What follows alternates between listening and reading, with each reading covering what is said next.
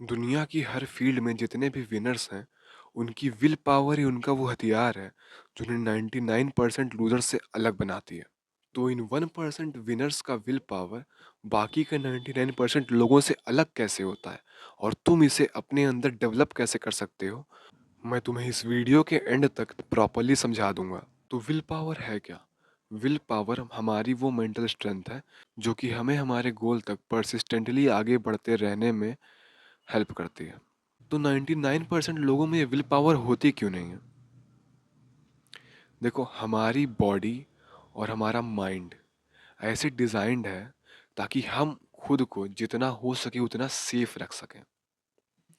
क्योंकि तुम evolutionary psychology से ही समझो, आदि मानव के टाइम पर तो तुम्हें क्या लगता है कि वहां पर किसी गोल को अचीव करने के लिए कोई विल पावर की जरूरत होती थी? नहीं। वहां पर क्या देखना होता था कि अभी अभी और आज के खाने का इंतजाम कैसे होगा। शॉर्ट टर्म गोल्स कि अभी मैं क्या खाऊं, खाने का इंतजाम कहाँ से करूं, शाम के खाने का इंतजाम कहाँ से होगा, क्या खाएंगे, क्या खिलाएंगे, ये चीजें देखनी होती थी। तो वहां से हमारा माइंड वायर्ड हो गया। शॉर्ट टर्म डिसीजंस लेने के लिए। इसलिए मेजोरिटी ऑफ द लोगों में ये कैपेबिलिटी नहीं होती कि वो जो लॉन्ग टर्म गोल बनाते हैं उसकी तरफ आगे बढ़ते हुए उसे अचीव कर पाए। क्योंकि हमारा बॉडी, हमारा माइंड शॉर्ट टर्म बेसिस पर डिसीजन लेने के लिए वायर्ड है। लेकिन आज हमें हमारे लॉन्ग टर्म गोल्स भी अचीव करने हैं। हमें जो हमारा ये कंफर्ट जोन है, जो कि हमारा माइंड जिसमें हमें रखना चाहता है सेफ रखे, ताकि हमें उससे बाहर निकल कर डिसीजन लेना पड़ता ही है। यही वो रीज़न है जिसकी वजह से 99% लोगों के अंदर ये विल पावर नहीं होती है। लेकिन जो 1% विनर्स होते हैं, वो ये चीज़ अंडरस्टैंड कर चुके होते हैं।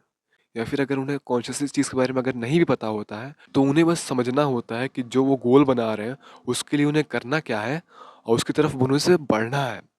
What ever your emotions are, तुम्हारा माइंड तुम्हें कंफर्ट जोन में रखने की कोशिश करेगा, तुम्हें सेफ रखने की कोशिश करेगा, लेकिन तुम्हें कंफर्ट जोन से बाहर निकल के एक्शंस लेने ही पड़ेंगे ताकि तुम उस लॉन्ग टर्म गोल की तरफ या फिर उस कंफर्ट जोन से बाहर निकल के कोई डिसीजंस ले पाओ।